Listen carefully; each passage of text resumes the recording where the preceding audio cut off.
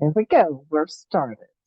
Welcome to our free webinar, Is Solopreneurship the Right Path for Me? We used to call this as independent consulting the right path for me, but then we just started attracting people who were like executive coaches and financial planners. I was like, maybe we should update the title. So we did. I'm Liz Stevley. I'm one of the three independent consultants who created PICA we started it about 7 years ago, and I think it's been launched for about 5. I've been in independent consulting since the last century, literally. Started my consulting career with one of the big firms back in the mid 90s. And then once my daughter was born, that big firm model was just not going to work for me anymore. I literally fell into independent consulting in 2004 when I got laid off from a job. And my daughter was 3 years old. And I called a former client that I'd worked for when I was with PwC Consulting. And I said, hey, I just got laid off. Do you need any help down there? And he said, are you kidding? How soon can you get here? So when I say I fell into independent consulting, I literally did. I had a client before I even had a laptop. That first year, I made more money, worked fewer hours, lowered my effective tax rate, and had more quality time with my kids. And I thought, this is great. Everybody should be doing this. But of course, it's not quite that simple. I managed to always have plenty of work. Of course, it depends on what you do and how you do it. But I was very fortunate. I always had plenty of work. And then in 2009, I started my first business, other than my own solopreneur business. And that's an agency that represents independent consultants who specialize in organizational effectiveness, things like leadership development, um, org design, how to have an effective hybrid workforce, you name it. That's what my other company does. Sometimes you'll hear me reference that company. It's called the Proco Agency. As a result of growing Proco into a multi-million-dollar business, I got the reputation as the person to call if you have questions about being independent. Do I need an LLC? How do I figure out my prices? And is this the right thing for me? And you name it, I probably heard the question. And I was getting asked out to coffee twice a week. And finally, I realized there's got to be a better way to help more people. So I did a search, and nothing like PICA existed at the time. Still don't think anything quite like PICA exists out there. So I reached out to two fellow independent consultants and I said, hey, I've got this idea of this educational organization community to help people launch and grow their own independent business. What do you think? And they said, oh my God, this is great. Yes, we should do it. So that's the story of me and how PICA came into being. I don't make any money on PICA. It's still a labor of love all these years later. The only person who gets paid is Marissa, who is the wizard behind the curtain, handles all of the note follow-ups and the registrations and the website and all of that stuff. So you didn't come here to hear about me though, so let's get into why you did come here. I'm going to put a little thing in the chat here. There's a worksheet that goes along with this webinar. So if you want to toggle over and download that worksheet, that's fine, or just keep notes on the side. You will definitely get these slides as follow-up and a link to the recording if you have to leave early, or for those of you who aren't attending live. And PICA is a very informal organization. I lead these webinars and most of our workshops solo, meaning I don't have anybody else running the slides or whatever. And so that's much better for me if you just speak up. If you say, hey, Liz, I have a question, than it is for me to try to toggle over to the chat, because even though I've got 2 screens, I still have like 4 things open. So just speak up. Also, it's more fun if you guys ask questions and I'm just not talking really fast. So please interrupt me and ask any questions that you have. Okay, so with that, let me admit Kristen, who just arrived. Let's dig in. Okay, so the first thing about being self-employed is FUD never really goes away. FUD is fear, uncertainty, and doubt. And when you're first on the cusp of going into independent consulting or solopreneurship, or you're just starting out, let's say even the first year, I call it the FUD monster. He's larger than life and he gnaws away at your confidence. I'm not good enough. I don't know how to sell myself. I don't know how to set my prices. Whatever it is, it will rear its ugly head, and it probably already has. So if you could put in the chat or just come off mute and let me know what is your biggest fear, uncertainty, or doubt about being self-employed, I will go a little bit deeper when I when I go through all of the material. And I won't advance the slides until somebody speaks up or puts something in the chat. This is Samantha. Mine is business development. Just have no idea really how to do that except networking, but how to start that conversation and keep it going. Yes, that's a very, very common one. And then builds his ability to promote self, which kind of goes hand in hand with business development. Although promoting yourself is a little bit like the first step, and then business development comes after that. Finding the right clients and contracts, absolutely, definitely, it's a very common fear, uncertainty, or doubt. I won't make any money or get any clients. That's probably the biggest one of all, right? Like, can I make a living doing this? I'm terrified of being able to keep work coming in. Yes, it's not. I don't know anybody that has just a consistent Mazda motor humming straight along of work. It's going to be a little bit of peaks and valleys. Getting in legal trouble that is unintentional. Caitlin, that's a very reasonable FUD, and PICA has a whole workshop on the legal aspects that I don't lead. It's led by our lawyer to help keep people out of trouble, and there's lots of a lot of stuff on our website. Frederick, all of the concerns mentioned in the chat. Yes, all of the above. Fear that I will sell myself short and give away advice for free. Yes, I just led the billing rates and pricing workshop last week, and I told people that the single biggest mistake people make when they step into solopreneurship is they undercharge for their services, and it's tempting to discount your price or give things away for free to get your foot in the door. That's not always a good strategy. Managing the business side, I don't know what I don't know. Very true, and that's what a lot of PICA's content is about, because that's what I know exceptionally well. That and compliance. Corporate compliance is when corporations are afraid to hire you directly because they think they might get sued for misclassifying you as an independent contractor instead of an employee. I know a lot about that too. Managing the business side, and which also could lead to not getting enough business and you'll starve. No, you're not going to starve. You won't. I promise you won't. You won't starve. So before I actually dig into the structure of the whole meat of this webinar, I'm going to tell you that it's in two parts. First, I think there's the top 10 things to consider before you make the leap, and then the second half is to how to test the waters. Now, I always like to start this workshop by saying that my goal in the next 45 minutes is to try to talk you out of being self-employed, which is counterintuitive because I run this organization, but it's not for everybody. And I tell people it's the hardest job you'll ever have because you're continuously learning something new. You have to push your boundaries. You have to do things you haven't done before, like promote yourself or do business development.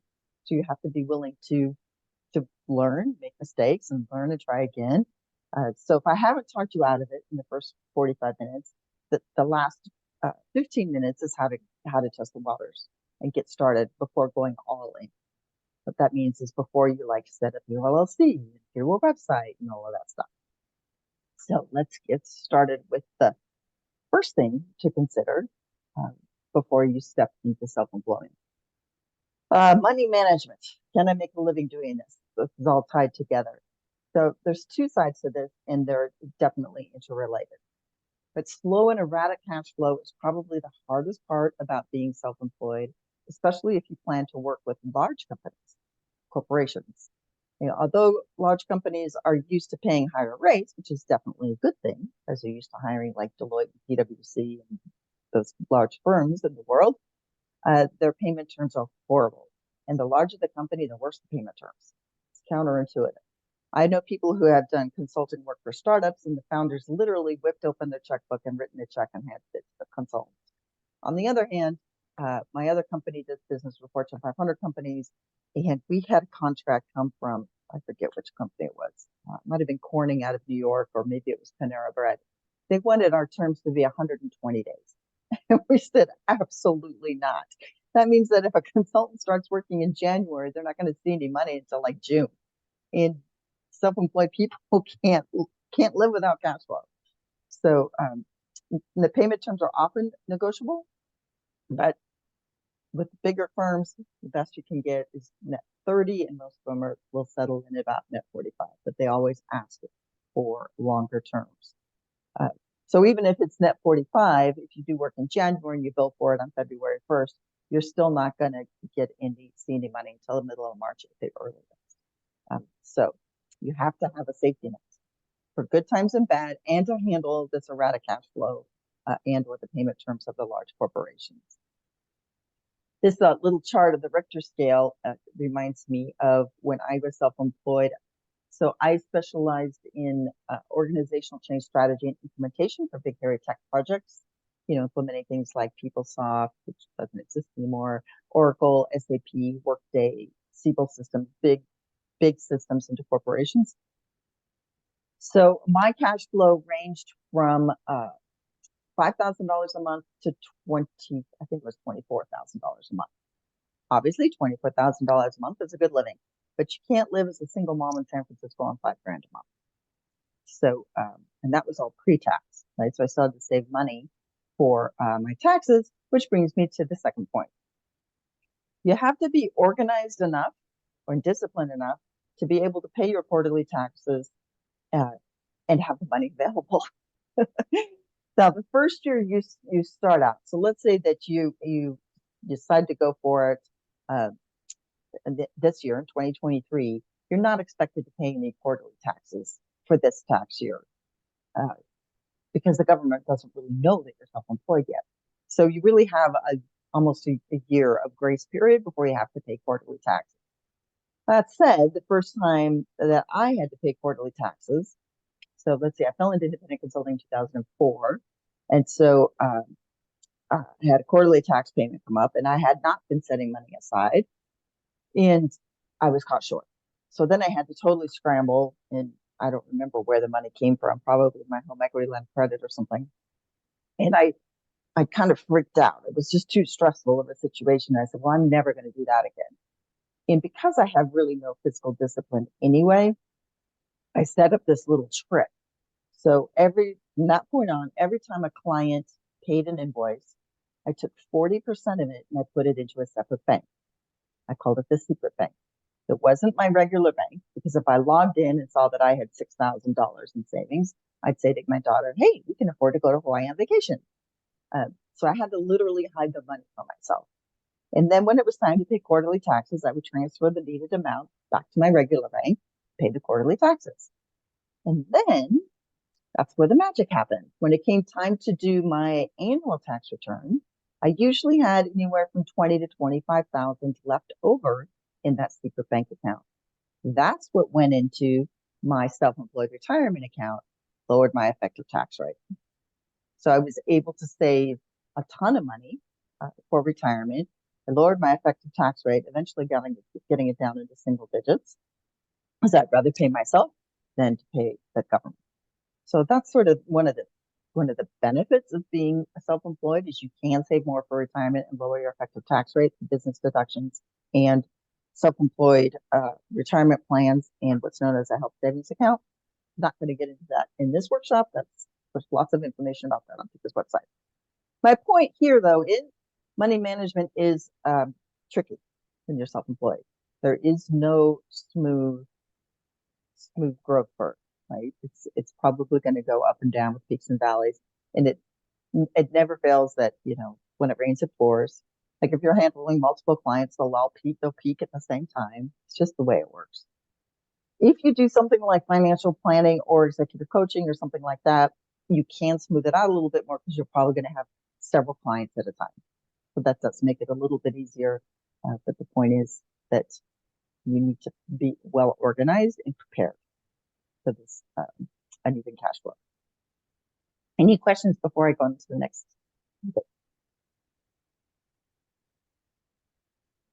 Okay. All right. Second thing to consider is more of a psychological thing, dealing with uncertainty. This is a very apropos image, because you're just not sure if the catcher is going to get you when you take the trapeze, when you jump off the trapeze. And the best way I can summarize this is through a story.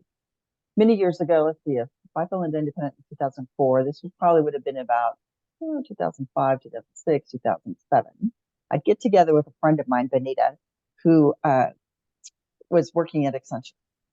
And she was on the road all the time. Like, Monday, back then it was like Monday through Thursday, you were at the client site, you fly home Thursday night, etc. And I said, Benita, you should go be independent. I mean, I'll help you set yourself up and everything, and you wouldn't be on the road all the time, and you'll make more money, and you'll work for your hours, and you won't have to deal with the big firm BS and be at their beck and call. And so every time we got together for lunch or whatever, I said, oh, Benita, this is great. You should do it. You should do it. Finally, after about 2 years of me trying to talk her into it, she says, Liz, every time we get together, you try to talk me into it. And she said, and I have thought about it, but I just know I can't do it. I will freak out without a consistent paycheck to pay the mortgage. She said, there's just no way. And so she knew that, they always say you can't change a tiger's stripes. She knew that that was part of her DNA, that she needed to have the certainty of the consistent income. And so this was definitely not going to be the right path for her. Another thing to think of, though, when it comes to dealing with uncertainty is when you're self-employed, you got to be flexible and ready to adjust on the fly. So, for example, last summer, I came downstairs and I was into my office and I was going to lead literally this workshop, this webinar, and our internet was down. So I go over to the router and I reboot it. Nothing. Router was dead. I'm like, well, I don't have time to go to Best Buy and fiddle with installing a new router. So I got on my cell phone and I said, free Wi-Fi near me. There was a coffee shop not even a mile away. I'm like, great, I'll go there. So I grab my laptop and my headphones and I go over to the coffee shop and I led this webinar from their patio outside of the coffee shop. So when you're self-employed, you don't have an IT desk. It's just gotta roll with the punches. So if you're the type of person who will freak out and the stress is going to kill you, don't take this path. It's something unexpected always seems to happen. All right, another thing to consider is, do you have any prior experience related to consulting? So as I used to tell my teenage daughter, just because you can do something doesn't mean that you should. What I've noticed in both through my other business, Proco, which has represented hundreds of consultants over the years, and now talking to hundreds and hundreds of solopreneurs through PICA, what I've observed is the people who have some sort of prior consulting experience have an easier time making the transition to solopreneurship. I don't know exactly why that is, but they do. I think it has something to do with the familiarity of managing scope.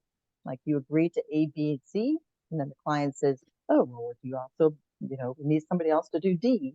They know how to politely say, "Well, we did a contract for that. Let's set up another conversation and see how I might be able to help you with, item D." I don't know if it's that consultants just learn how to do that innately or what, but they do have an easier time making the transition. Doesn't mean that you have to have worked in a consulting firm. There's a lot of people who have worked in an internal consulting capacity. Let's say like you were in, I don't know, a project manager in a large corporation. So you did a lot of projects for different business units, or a lot of people who work in HR will sometimes serve like an internal consulting role. Or maybe it has to do with the nature of the work. I don't know what the reason is, but people who have that kind of experience tend to have an easier time to transition. That doesn't mean if you don't have that kind of experience that you can't do it. It just means that it's a little bit harder. So it's just another thing to consider, kind of a yes, no. Is it putting a little bit more weight on the scale for you that yes, this might be the right path for you? More important, though, is your mental outlook. This could be the best time to start a business, or it could be the worst time. It all depends on what's in your head. A lot of people find out about this workshop, like Bill mentioned in the chat, through their outplacement company, like Lehigh Harrison or something like that, because they've been laid off and they get these services. So if you've just been laid off, it might be the best time because you have some severance. So going back to item number one, the money management and the cash flow. So you've got a little bit of a safety net. Like when I got laid off, I had a little bit of a safety net. So it could be the best time. Or if you're feeling a little bit defeated, then it's going to be the worst time, because you need to have a lot of confidence. Going back to some of your FUD that you mentioned earlier about how do I sell myself or promote myself and how do I do business development? It's all about confidence. So if you're not confident that this is the right time, that you can do it, that you're like one of the best people on the planet that does what you do, this is not the right time to jump into solopreneurship. This slide always makes me think of my brother Jeff. He's older than I am, and he got laid off when he was in his mid 50s, I think, and he'd already had like gray white hair, and he was having trouble finding another job, and we had talked about maybe him becoming a consultant for his industry, and he said, who's going to hire a middle-aged white guy? And I said, well, with that kind of attitude, nobody's going to hire a middle-aged white guy. So it's all about your mental outlook. So you have to be honest with yourself. If you feel like, yeah, this feels like the time for me to go for it, then you're probably in good shape. If you're feeling like my brother Jeff, you proceed with caution. All right, so let's talk about the biggest FUD ever: getting new projects, business development, etc. This is definitely the biggest and most common and most frequent. So I know people who have been self-employed for, oh gosh, 7-10 years. And every once in a while, they'll still pop into my office hours, PICA, or they'll just text me, call me, leave me a voicemail. And they're like, okay, I don't know what's going on. I can't seem to find any work. The whole market seems to have constricted. Nobody's hiring consultants. I don't know what to do. And they're freaking out.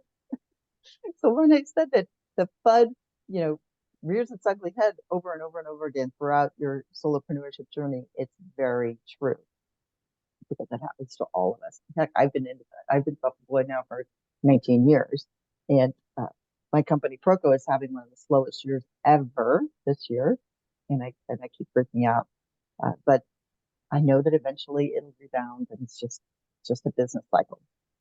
So nobody is immune. All right, so but one way to definitely get over the big FUD of sales or business development is to avoid falling in sales. So I managed to do quite well for myself by constantly networking. So that is definitely a big part of it. In my mind, still 19 years later, I've still never done any business development or sales. To me, it's always about keeping in touch with people and trying to be of service to them, listening to what's going on with them in their lives. If they need something that I can provide or my company can provide, then that's great. But I'm never trying to sell somebody something they don't need. It's always just a matter of taking care of them. If it's not me, I'm happy to refer it to somebody else. So the thing to remember is that as independent consultants, and I'd say even for coaches and financial planners, other solopreneurs as well, we're problem solvers. We're not salespeople. And if you look up the definition of any of business development, you will never find the word sales. It's about building relationships, trust, and awareness. So you don't need to do sales. You don't need to do any of these things, actually, that's on this slide: public speaking, publish a book, and that sort of stuff. But these are the things you do need to think about, right? How you answer the questions on this slide will give you an indication of how easy it will be for you to find work when you're self-employed. If you have a healthy network, that doesn't necessarily mean that you have 5,000 plus connections on LinkedIn. You may only have 399 connections on LinkedIn, but if they're high quality people, it may be very helpful. Somebody's got background noise. So let me see if I can find it. I think it was Kendra. Okay. So a healthy network is one of it's more about quality than quantity. I actually know a PICA member who went through her list of LinkedIn contacts, and she unlinked from about 25% of them. She's like, I don't do that kind of work anymore. I haven't talked to that person in 10 years. I'm not interested in keeping in touch with that person. So she literally pruned her LinkedIn network, which sounds counterintuitive, but she was going for the quality and not the quantity. It also has to do with if you're just comfortable reaching out to people, even if you haven't talked to them in a long time. When you first step into being self-employed, I tell people that you should be comfortable reaching out to people you haven't talked to in 3 or 5 years for any reason, especially with COVID time. COVID time was weird. Some things seemed like it was last year, and some things feel like it was 5 years ago. In reality, it was like 2.5 years ago, right? COVID time was sort of elastic. So people don't really know that you've been out of touch for 4 years or whatever. And when you're just stepping into being self-employed, you have a very unique opportunity to reach out to nearly everybody in your network and say, I'm kind of thinking of stepping out on my own. Would you be willing to have a virtual cup of tea and reconnect? And I'd love to pick your brain about this. Now, you're not committing to becoming a solopreneur, but it's a great way to reconnect with people and get their input. And once you've made the leap, like a year later, that trick doesn't really work as well. So you need to be comfortable reaching out to pretty much everybody you know. Any questions or comments on anything before I go on while I take a sip of tea?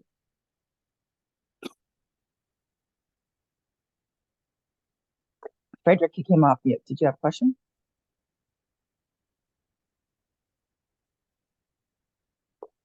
Apparently. Liz, I've got one question. How often do you kind of touch base with people in your network, just in terms of like so obviously if you've got an active project, you're working with them, and then they may not need you for a while, but let's say a project ends, do you wait 3-6 months, or like how?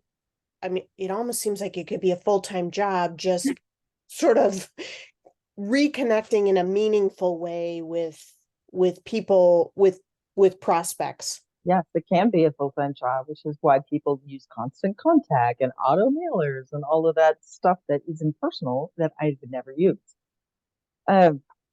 So there's 2 different ways to answer this question. There's the way that most people would answer it, and then there's the way that I'm going to answer it. Most people will tell you that you need to have a customer relationship management software like, I don't know, like HubSpot or Pipedrive or one of those, and that you should actually put dates in, notes like, okay, I talked to Rupert Schwartz on September 18th, and I'm going to follow up with him 3 months later, and then the system will remind you to reach out to him 3 months later. I have never done that. Now, my company does have a CRM now, but I still don't follow that, my own advice, because it feels a little too forced for me. I've always taken a very organic way of keeping in touch with people. What I do now to this day, 19 years later, is I have an hour blocked on my calendar every Monday at 9 a.m. because I am a slow starter in the mornings, and I sit down with my tea and I do LinkedIn and networking for an hour. So if I happen to see somebody's post on Monday at 9 a.m., that's great. But otherwise, other than that, well, there's other tricks that I have in the business development workshop. But other than that, I keep track of people's birthdays, and I send birthday greetings, personal ones, not just like happy birthday. We also recognize client anniversaries. So like this month, we send out notes to, I forget who it was, Corning or one of them, and saying, hey, can you believe it's been 2 years already since we signed our master services agreement? After every project that we complete, we have a follow-up. We follow up 3 months later. How is it going? If you still have any questions, anything, have any remaining details that you need assistance with, whatever. So, and then another thing that I do is if I see an article or I don't know, a free webinar or something that I know is going to be of interest to somebody, I will forward it to them. And a lot of times I'll just say, no need to reply. I know we're all busy, but I know that you're really interested in team effectiveness. And I just came across this new HBR article. I think you'll find it very interesting. And that's also helpful. Recently, I published a blog called Think APV, not ABC. So if you've ever seen the movie Glengarry, Glenn Ross, they're all about always be closing, always be closing. And I think, no, that's the worst thing you can be doing when you're self-employed. Instead, always provide value, APV. So it's like when I send an email to somebody and I pause and I think about it, I'm like, have I provided value? Sometimes I'll just add a PS. So that's a long-winded way of me saying I take an organic approach, but most people in the world will tell you should have a system. Kristen, did that help? It does. Thank you Okay. for the idea. So you don't have to do it the way everybody. It's not my nature to like track it, put in all those notes and blah. So it's always worked for me. The most important part about any sort of outreach is that you are being authentic, that you're truly interested in that person, and that you're not trying to sell them, right? Just trying to check in with them. How are you doing? How come, is there anything I can assist you with?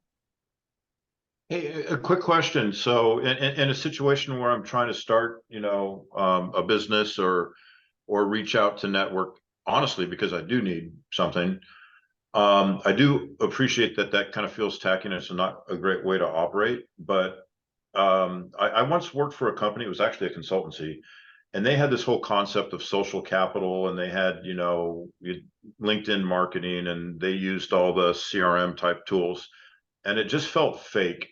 But I guess part of my challenge is just asking, whether it's asking for help or asking for referrals and whatnot, because it just feels tacky and maybe I'm just have an independent streak. Yeah, but I err on that side of the thinking as well, right? Nobody wants to hire a consultant who seems desperate, right? In fact, the opposite is true. Seems like the more in demand you seem, the more likely people are going to want to hire you. So I'm not a fan of putting that open to work banner on people's LinkedIn profiles. Like, the really good consultants have a lot of business in their book, and they never put open to work on their LinkedIn profile. So, Bill, I would encourage you to just be authentic and do what feels right for you. Now, doesn't mean that you could reach out to a few trusted colleagues and say, as you know, 6 weeks ago or 2 months ago, I got laid off, and now I'm stepping into independent consulting, and I could really use your help in generating some awareness for my services or referrals. I've just posted this thing on LinkedIn. If you would like or comment on it or even share it with your network, I'd appreciate it. So that as long as it's sincere and you're not doing it all the time, right? If you're doing it once a blue moon Yep. for content, and if it's authentic, people will help. Excellent. Thank you. Lisa Turner. Okay, let's move on a little bit. The sixth thing to consider, supply and demand. Okay, my cheesy comment here is don't just roll the dice and hope for the best. Try to do a little bit of research to see what the market's like for your services out there. So let me give you two different examples here. So let's say that you're really great at planning and facilitating senior leader offsites or sales conferences or something like that. Most companies can't afford to have somebody on staff that does this really, really well, or their existing staff doesn't have the bandwidth. So there tends to be a lot of demand to hire a consultant to do the plan and do the senior leader offsite or run the sales conference or whatever the heck. So there tends to be a lot of demand. On the other hand, let's say you want to get a life coach or an executive coach. That's the opposite problem. There's a glut of supply. Particularly in any given metro, there's going to be, I don't know, thousands of coaches. So you're going to have an extra tough job of standing out from the crowd. So that's sort of the pros and cons of supply and demand. Now, how can you figure this out? It's a little bit like licking your finger and sticking it in the wind to see which way the wind is blowing. But you can reach out to people who do the work that you're interested in doing and saying, what are you sensing in the marketplace, and how did you get started, and how did you make a name for yourself, and do one of those old-fashioned informational interviews. That's what we called them in the last century when I was in school. And you'd be surprised that people are willing to help you out. The other is reaching out to some trusted colleagues. What I had hinted at earlier, I call this the trial balloon email, where you say something like, "Hey, Sue, I really value your perspective. I'm thinking of starting my own business to do executive coaching or whatever it is that you want to do. I really value your opinion. What do you think of this idea? Do you think that it's the right niche for me? Do you think that it's that there's demand, or whatever the questions are?" And then listen. So you can also do, of course, internet searches, like number of executive coaches in the San Francisco Bay Area, and that might scare you. Like I said, I'm here to try to talk you out of independent consulting, but just gauge if there's some sort of demand for what your expertise is. I mean, you might be the world's greatest person at underwater basket weaving, but I'll tell you right now, there is no market for that. So it's another thing to consider. Right, let's talk about structure versus self-started. This is a fairly new slide that was put in last year, 18 months ago, because I lead a boot camp 3 or 4 times a year, and I had this guy in the boot camp. It's called Getting Started Boot Camp, or Solo Consulting Boot Camp, and he, this guy David, super smart guy. He'd gotten laid off from some big tech company at a vice president level, so clearly he was smart and successful. But he suffered from shiny object syndrome. In the boot camp, we have specific homework to do between meetings every other week, and invariably he would come to the cohort and he'd say, "Oh, right, no, I didn't get the outline done for my website because I decided to build a website for my investment business instead." I'm like, you want to launch your business doing consulting, you need to do these things. So ultimately, after about 9 months, he ended up taking a full-time job at another tech company. He would have saved himself a lot of grief and aggravation if he just knew this about himself in the beginning, that he likes having this structure of a team. He likes having, a weekly team meeting. He likes having a check-in with his boss. He likes preparing for the quarterly financial reviews. He needed the structure.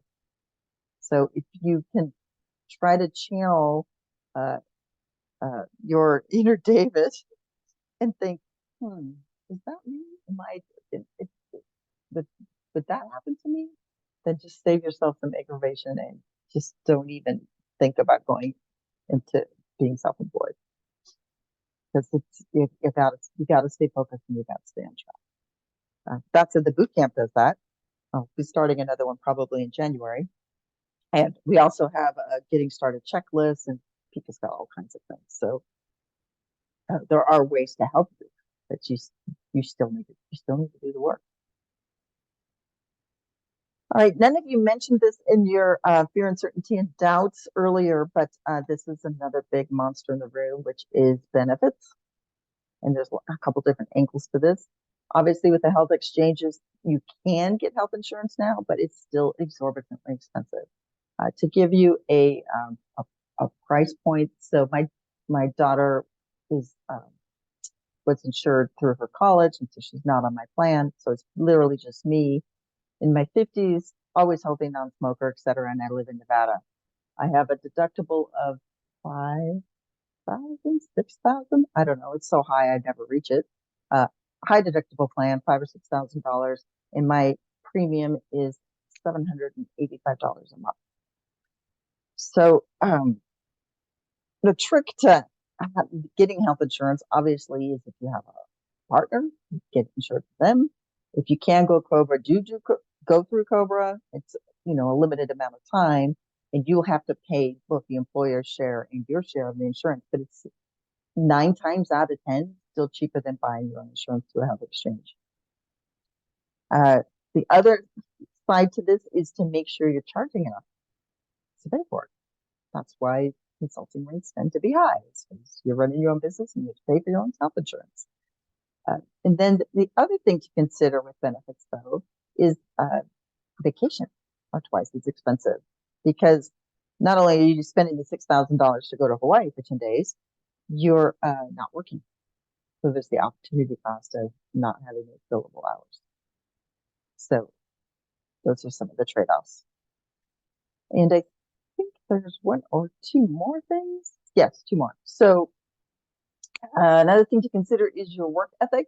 This goes a little bit to, are you a self-starter? But the important thing about being self-employed, the most important thing you have going for you is your reputation. So you need to do whatever it takes to keep your word. If you say you're going to have something to the client by end of day, you got to get it to them by end of day. No excuses. So it's easy for me to say at 10 o'clock in the morning, or like now, this workshop, so it's 11:43 my time. I can easily say, oh, I'll get you these notes by end of day today.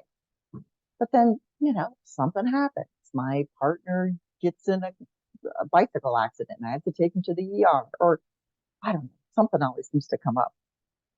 And there's been many, many times in my solopreneur career where I promised something by end of day, got my kid into bed, sat back down at the computer at 10 o'clock at night and powered through to 1 or 2 o'clock in the morning because my day didn't go the way I thought it was going to. But it's important to keep your word. The unofficial motto of golden rule of consulting is to underpromise and overdeliver. So if I tell you I'll get these notes to you by end of day tomorrow, and then I get it to you today, then I'm over delivering. So anyway, you have to be the type of person that's there's two sides to this, that's going to do whatever it takes to keep your word, but also think before you speak. You have to have the presence of mind to underpromise, to be careful of what's coming out of your mouth. But if you're, a lot of people are like, oh, I want to be self-employed so that I have the flexibility and I can choose my clients and I can live the life I want. And yeah, to some extent that's true, but you still need to. You still need to keep your word. There's also some joke that, yeah, you can be self-employed and work any 7 days you want. Quickly, is there a flip side to this? Because I have some of the habits around, committing too easily. And then I turn around and run through brick walls to the detriment of my own well-being. There seems to be a flip side to this, which is kind of running through brick walls to, meet deadlines. Yeah, I worked for a client once. We called it hero syndrome. Like their whole culture was about getting through a crisis. And it took a while to shift that culture for that company. So you might have a little bit of that, like save the day DNA, right? Or like pull a rabbit out of a hat. I've done that so many times. And like with anything, the first step to recovery is awareness that you're doing it. So I don't know if you can like come up with some little visual cue that says, "Oh, I did it again," and eventually you can slow down. If I may, just for another minute, what I'm seeing is I'm seeing a lot of red flags, but to me, they're not really red flags. They're kind of yellow or orange flags because I have the awareness. I have been kind of working on these things. Things are getting better, but they still exist. They're learned behaviors. It's not my DNA. Yeah, and it doesn't. If you're like yellow flags or orange flags, I'm not saying that you shouldn't be self-employed, but these are the things you're going to have to actively manage or learn to get better at. That's what I'm taking away from this call, is that there's a lot that I just need to be very, very mindful of, and just be mindful and act appropriately and learn some new behaviors and probably make a few mistakes, but just get over them and pay for them and get on. Yes, that's where the confidence comes in. Because we will all make mistakes. I've been self-employed 19 years and I'm still learning stuff. I'm like, oh, yep, won't do that again. So that's part of the joy of being self-employed, is we're continuing to grow and learn and do it better. Excellent. Thank you. So not dissimilar to what you were just talking about, Bill, is job fulfillment, right? What makes you happy? What brings you joy? So for you, Bill, it might be saving the day, and there's nothing wrong with that. People love consultants who do that. But there's some other intrinsic rewards as well. Like, do you like being a part of a team or seeing your efforts play out over time? Being self-employed is might not be the right thing for you. And again, it depends on the type of work that you do. The type of work I would serve one client full time for anywhere from 9 to 18 months, because these are big, hairy systems projects. And I would just become part of the team, the client team, right? I would embed myself and make friends with the people that were at the client. But then once the project ended and I left, I didn't see how that played out over 6 or 9 months. And I didn't care, because I know that I'm very much wired to a deadline and move on. But if you're the type of person that likes to particularly develop other people or mentor other people, there's volunteer opportunities at PICA, but it's not quite the same thing being self-employed. But you gotta do what brings you joy, whether it's being self-employed or going back to a what I call, a real job or traditional job. It's all of these things are going to lead to your own fulfillment and satisfaction. So I went about 4 minutes over. So if I haven't talked you out of it, well, if I have talked you out of it, you can drop down. But if I haven't talked you out of it, and you're like, yeah, even though I've got orange and yellow flags, I still think I want to do this, or maybe at least test the water. That's what I'm going to cover now in the next 12 minutes. I always stay after these webinars and workshops too, and I'll stop the recording and I'll answer any questions you might have that I might not cover. But let's go through this and how you can test the waters without going all in, without doing your website, setting up your LLC and all that sort of thing. Definitely the easiest way is to subcontract for another through an agency or for another firm. I'm not going to tell you all the pros and cons here. Just the biggest con is you're going to make a fraction of what you're worth. So the typical consulting agency takes about 35% and gives you 65%. So some are as high as 50%, which I think is highway robbery. But it's a great way to get started, because you don't have to carry your own insurance. You don't even have to price the work. You don't even have to worry about the legal details or the contracting. They find the work, they do all of that. You just do the work. Okay, so it's a great way to test it out to see if you even like the rhythm of this work, this type of.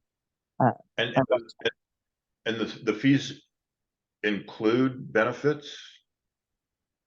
It depends on the agency and the duration of the project. Some agencies will offer some benefits, but you'll have to be there.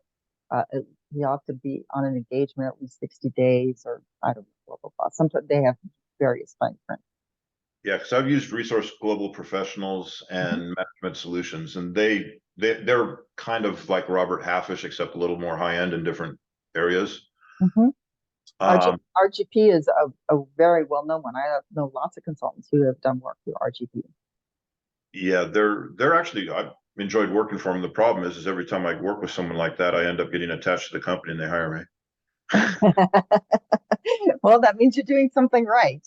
But also know that if you so I'll do a little sidebar story here.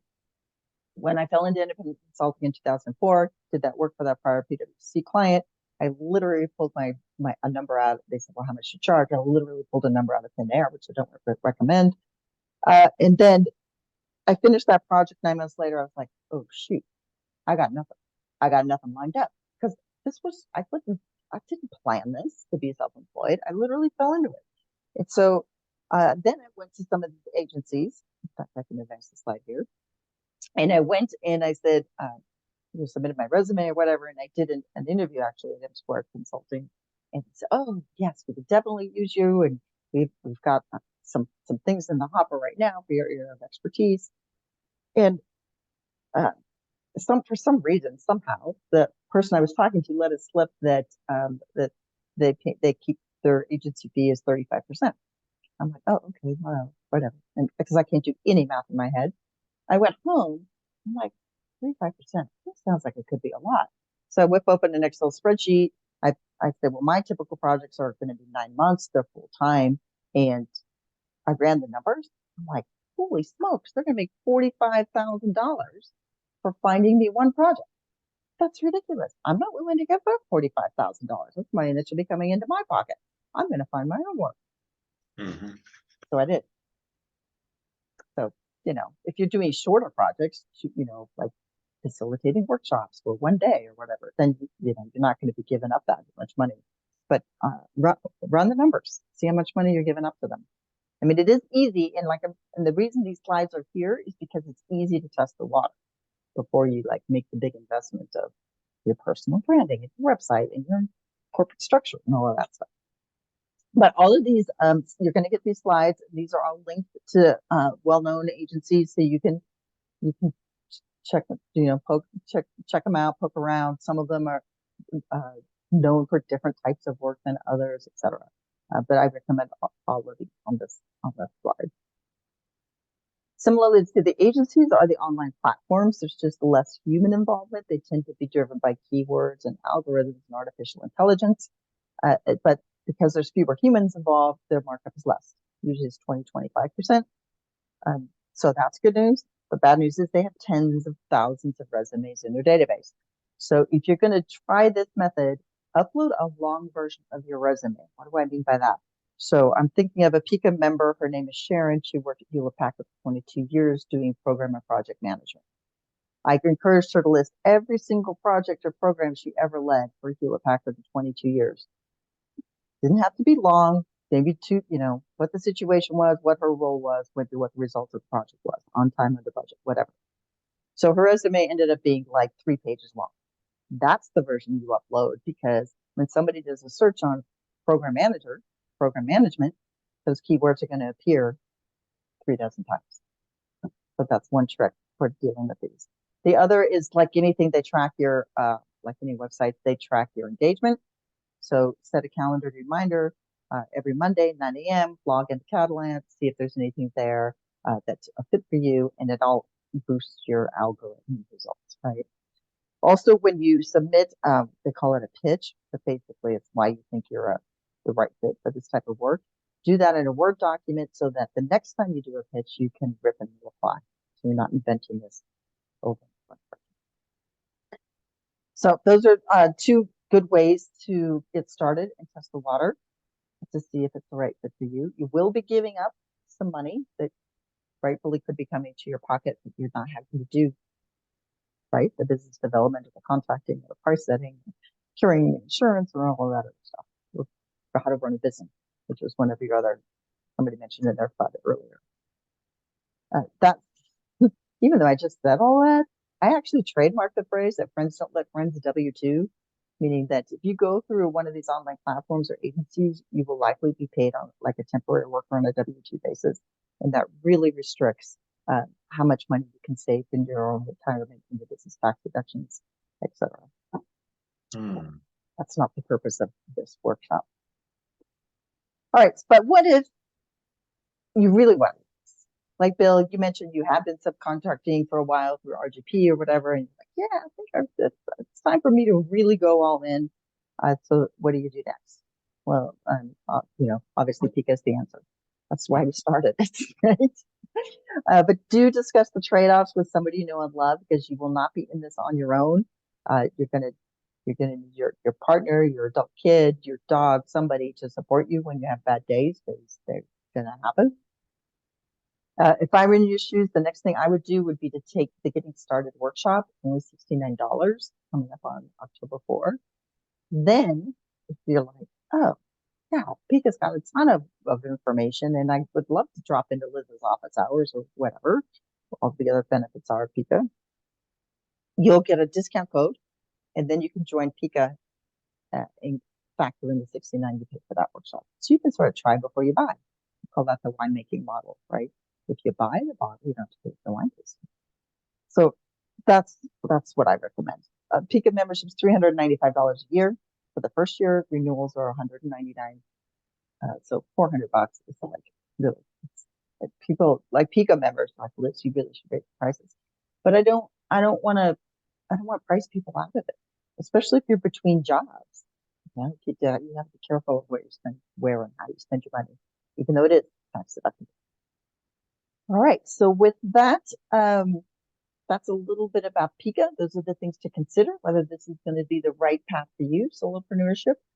And like I promised, I'm going to stop the recording and we can talk freely about whatever is on your mind or whatever questions that you have. So let me find the recording button and we'll stop.